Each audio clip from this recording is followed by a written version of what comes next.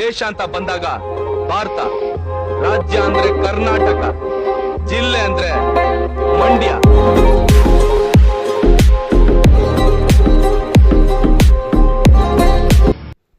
ಎಲ್ರಿಗೂ ನಮಸ್ಕಾರ.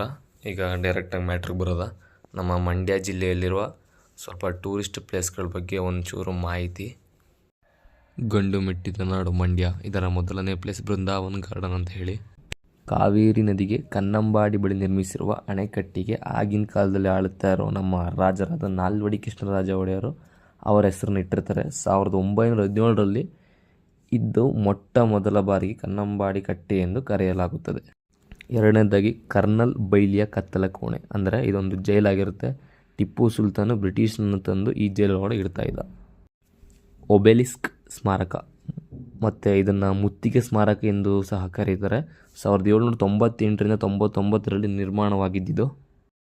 ದರಿಯಾ ದೌಲತ್ ಬಾಗ್, ಇದನ್ನು ಹೆಚ್ಚಾಗಿ ತೇಗದ ಮರದಿಂದ ತಯಾರು ಮಾಡವ್ರೆ, ಮತ್ತು ಇದನ್ನು 1784ರಲ್ಲಿ ನಿರ್ಮಿಸಲಾಗಿದೆ. ಗುಂಬಜ್ ಶಾಹಿ, ಇದನ್ನು ಟಿಪ್ಪು ಸುಲ್ತಾನ್ ನಿರ್ಮಾಣ ಮಾಡಿರ್ತಾನೆ. ಟಿಪ್ಪುವಿನ ತಂದೆ ತಾಯಿಯ ಸಮಾಧಿಯನ್ನು ನಾವಿಲ್ಲಿ ಕಾಣ್ಬೋದು. ಜುಮ್ಮಾ ಮಸ್ಜಿದ್, ಸಿಂಪಲಾಗಿ ಹೇಳಬೇಕು ಇದೊಂದು ಮಸೀದಿ. ಮತ್ತು ನಮ್ಮ ಮಂಡ್ಯದಲ್ಲಿ ಬೆಟ್ಟಗಳು ಸಹ ಕಾಣ್ಬೋದು. ಮೊದಲನೇದಾಗಿ ಒಂದು ಕುಂದೂರ ಬೆಟ್ಟ ಅಂತ, ಎರಡನೇದು ಕುಂತಿ ಬೆಟ್ಟ ಅಂತ. ಶಿವಪುರ ಸತ್ಯಾಗ್ರಹ ಸೌಧ, ಭಾರತ ದೇಶದ ಸ್ವಾತಂತ್ರ್ಯ ಹೋರಾಟದ ಹೆಮ್ಮೆಯ ಪ್ರತೀಕಾರವಾಗಿದೆ. ಈ ಸ್ಮಾರಕ ಎಲ್ಲಿದೆ ಅಂದರೆ ನಮ್ಮ ಮಂಡ್ಯ ಜಿಲ್ಲೆಯ ಮದ್ದೂರು ತಾಲೂಕಿನಲ್ಲಿದೆ.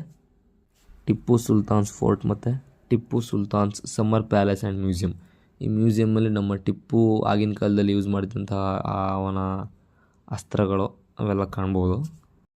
ಮತ್ತು ಟಿಪ್ಪುವಿನ ಒಂದು ಸಮಾಧಿ. ಕೃಷ್ಣರಾಜಸಾಗರ ಡ್ಯಾಮ್, ಇದು ಕಾವೇರಿ ನದಿ ಮತ್ತು ಅದರ ಉಪನದಿಗಳಿಗೆ ಕಟ್ಟಲಾದಂತಹ ಒಂದು ಡ್ಯಾಮ್ ಆಗಿದೆ. 8600 ಅಡಿ ಉದ್ದವಿದ್ದು ಮತ್ತು 130 ಅಡಿ ಎತ್ತರ ಇದೆ. ಇದು ಬ್ಲೂ ಲ್ಯಾಗನ್ ಅಂತ ಹೇಳಿ ಇದೊಂದು ಬ್ಯಾಕ್ ವಾಟರ್ ಆಗಿರುತ್ತೆ. ತಣ್ಣೂರು ಕೆರೆ ಅಂತ ಹೇಳಿ, ಇದು 16ನೇ ಶತಮಾನದಲ್ಲಿ ನೀರಾವರಿಗೋಸ್ಕರ ನಮ್ಮ ನರಸಿಂಹರಾಜ ಒಡೆಯರ್ ಅವರು ನಿರ್ಮಿಸಿದ್ದರು. ತ್ರಿವೇಣಿ ಸಂಗಮ ಅಂತ ಹೇಳಿ, ಇಲ್ಲಿ 3 ನದಿಗಳು ಕೂಡ ಸೇರುತ್ತೆ. 3 ನದಿಗಳು ಯಾವ್ಯಾವು ಅಂತಂದರೆ ಗಂಗಾ, ಯಮುನಾ, ಸರಸ್ವತಿ. 2 ಪ್ರಸಿದ್ಧ ದೇವಾಲಯಗಳು, ಮೊದಲನೇದು ಯೋಗ ನರಸಿಂಹ ದೇವಸ್ಥಾನ, ಇನ್ನೊಂದು ಶ್ರೀ ವೇಣುಗೋಪಾಲ ಸ್ವಾಮಿ ದೇವಸ್ಥಾನ. ರಾಯಗೋಪುರ ಅಂತ ಹೇಳಿ, ಇದು ಮೇಲ್ಕೋಟೆ ಹತ್ರ ಬರುತ್ತೆ. ಇದೊಂದು ಇನ್ಕಂಪ್ಲೀಟ್ ಸ್ಟ್ರಕ್ಚರ್ ಅಂತ ಹೇಳ್ಬೋದು.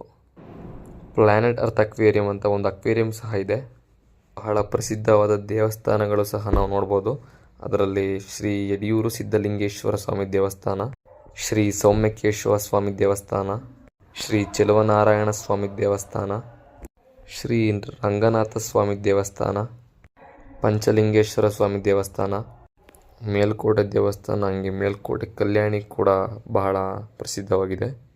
ಲಕ್ಷ್ಮೀನಾರಾಯಣ ಸ್ವಾಮಿ ದೇವಸ್ಥಾನ, ಹೀಗೆ ಹಲವಾರು ದೇವಸ್ಥಾನಗಳು ಸಹ ಕಾಣಬಹುದು ನಾವು. ಫಾಲ್ಸ್ಗಳಂತ ಬಂದರೆ ಒಂದು ಬಲ್ಮುರಿ ಫಾಲ್ಸ್ ಅಂತ ಇದೆ, ಹಾಗೆ ಎಡಮುರಿ ಫಾಲ್ಸ್ ಅಂತ, ಗಗನಚುಕ್ಕಿ ಬರಚುಕ್ಕಿ ಫಾಲ್ಸ್, ಹೀಗೆ ಒಂದು 4-5 ಫಾಲ್ಸ್ ಕೂಡ ಬರ್ತವೆ. ಪಕ್ಷಿಧಾಮ ಅಂತ ಬಂದರೆ ರಂಗನತಿಟ್ಟು ಇದೆ. ಇದು ರಾಜ್ಯದ ಅತಿ ದೊಡ್ಡ ಪಕ್ಷಿಧಾಮವಾಗಿದೆ ಮತ್ತು ಇದನ್ನು ಪಕ್ಷಿ ಕಾಶಿ ಅಂತ ಕೂಡ ಕರೀತಾರೆ.